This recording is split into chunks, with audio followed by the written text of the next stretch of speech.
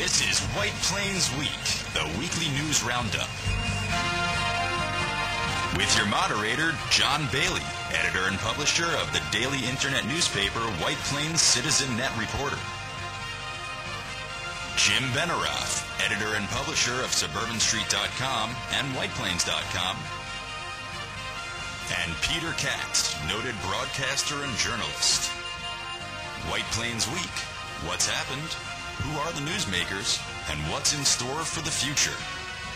The views and opinions expressed on this program are solely those of the participants. White Plains Week is presented Fridays at 7:30 and again on Mondays at 7 p.m. here on Channel 76.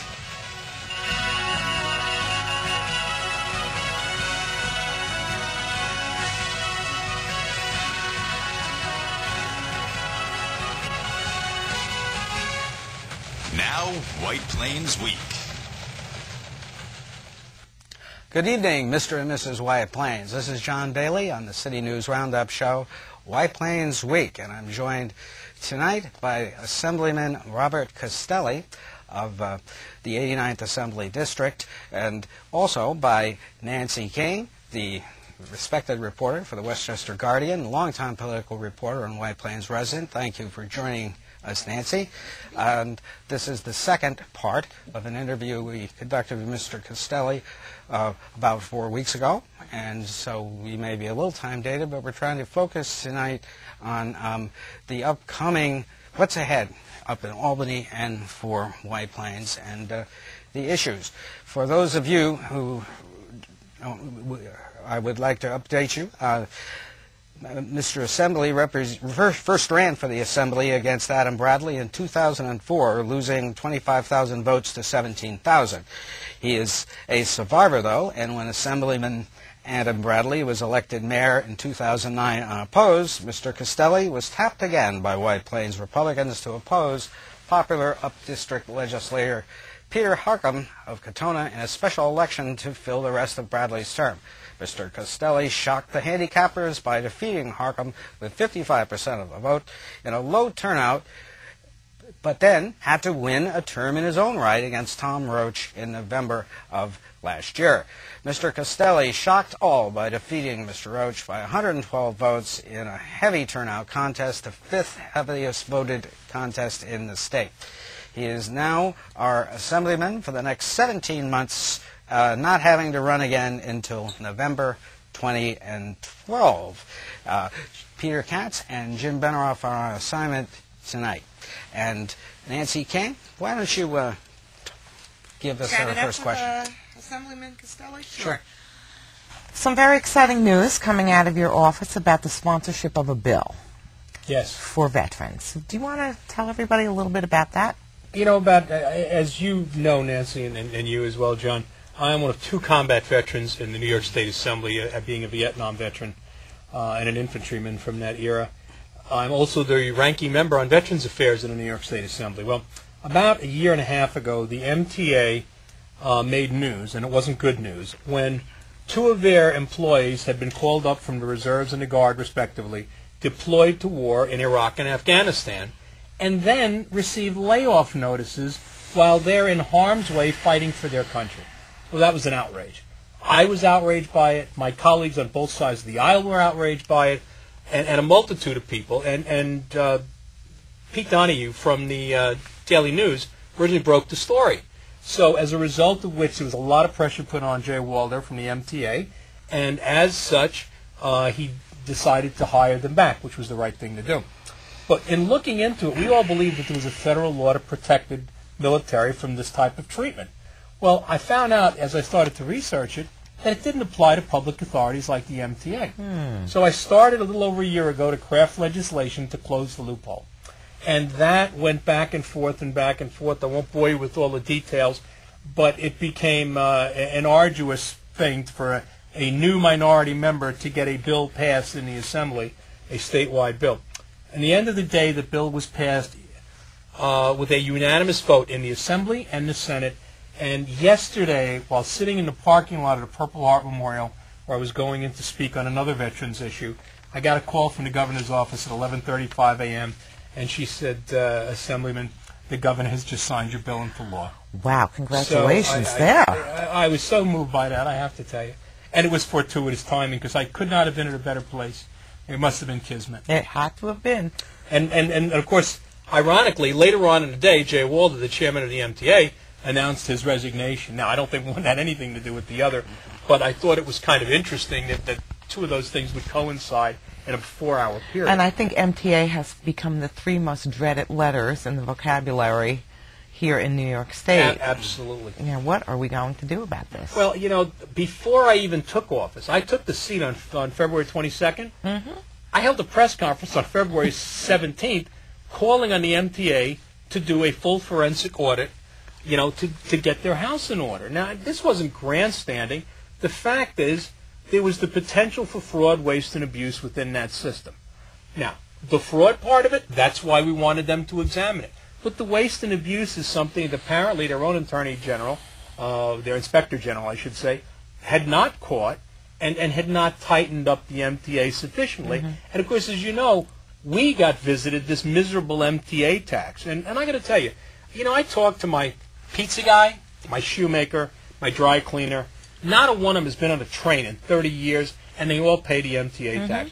And I think it is unconscionable for us to pay for the mismanagement of the MTA. So I have called upon them to repeal that.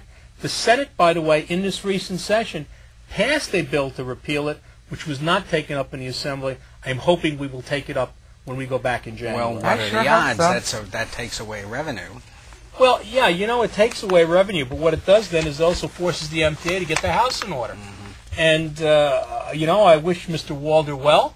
I'm hoping that the new chairman will come in with the ability to think out of the box and create a cohesive atmosphere there and put them back in the black and do so without having to tax our citizens. Because, one of the things people don't realize is the public authorities, of which there are 700 plus, have the authority to bond for billions of dollars without any legislative oversight from those of us in the Assembly or the Senate. Now, that's outrageous. They're going to borrow money in the billions of dollars, and we don't even have any oversight responsibility there, or capability, I should say. The only oversight comes from the comptroller. Yes. So these are things that needed to be addressed in the short and long term. And in the meantime, it stymies small business. Absolutely. From A, succeeding, B, even wanting to start opening a business, and the economy just is in this forever stalemate. Yep, and we need a boost in the arm. Thank you, MTA. Amen. But that is an interesting concept right now. We have discussed previously with you that the state is going to attempt to mandate reform regarding Medicaid, also pension explosions, and declining assessments across the state. Is economic recovery the only way to save the state? Because as you do these cuts and reining in Medicaid, taxpayers are going to scream about losing benefits, etc. Well, I think the short answer is you have to spend smarter, not harder. Mm-hmm. Mm-hmm. Any idiot can spend money. And of course, we've been doing this in Albany, spending like drunken sailors, as they say. Although I got to tell you, when I was in the military, I never saw drunken sailors spend money like sober people do in the government. Right. But having said that, I think it's sort of a 1-2 punch. What you do is you really do need to rein in spending. You need to look at creating efficiencies, economies of scale and scope in all the agencies of government. And, the start was this past session, where the governor cut all the state agencies unilaterally by about 10%. That's a monumental cut, and it's a cut that is felt. It's a painful cut. That's part one. I perish the thought at the idea we might have to do this again next year. What we do need to do is the second part of that, other than downsizing government and spending, is to stimulate the economy. And you need to stimulate it at the local level, at the county and state level, and then you need to stimulate it, of course, at the federal level. We have no input in the federal government. As you know, they are embroiled in the current brouhaha about the debt ceiling, which has been sort of a disgraceful thing and really aggravated not only us, but people in the public most especially. I'm in the hopes that by the time this program airs, that will be a bad memory of a lack of cooperation. If everyone learns to play A lot nice, of bad memories the last 4 years. well, yeah, but you know what? If everyone learns to play nice in the sandbox of government, we can get things done. We've proven it in the Assembly. This year was much better than last year. I'd like to think next year will be better than this year. And it will get us back on track to where we need to be.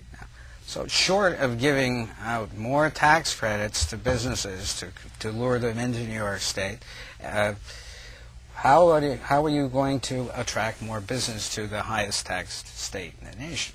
Well, you know, we have been, I believe, the most, user-unfriendly state, True. certainly in the Northeast, if not the whole country. And, I'd like to see us be the Empire State again. And I think the way you do that, you say, well, short of giving them that. Well, I don't think you can be short of giving them that. You have to create revenue streams. But in the same token, we were built on a capitalist system where the entrepreneurial spirit's still alive and well. I see new businesses every year where, some kid in a garage does something. I mean, look, they did it in Microsoft, and they did it at Apple. But on the grand scale, but even on the smaller scale, people start businesses, they work their tail off, and you know what? They become a success a year or 2 or 3 years later.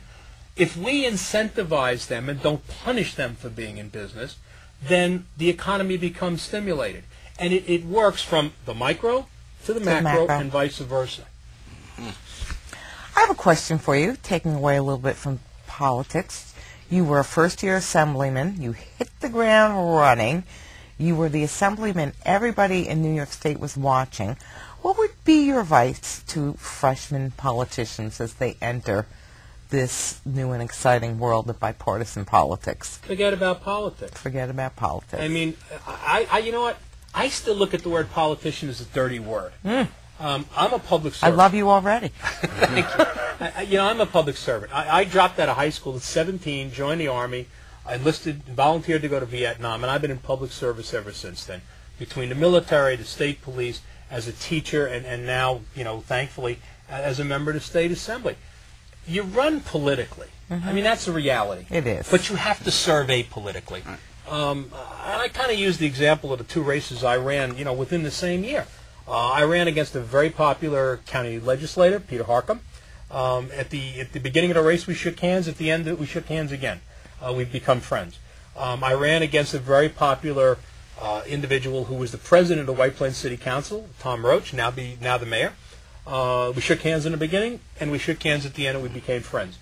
You can have civility in politics. It doesn't mean you have to agree. It doesn't mean you won't debate tough on the decisions.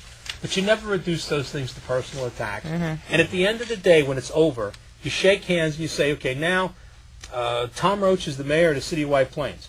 I have to work to help him and his council do what is best for White Plains.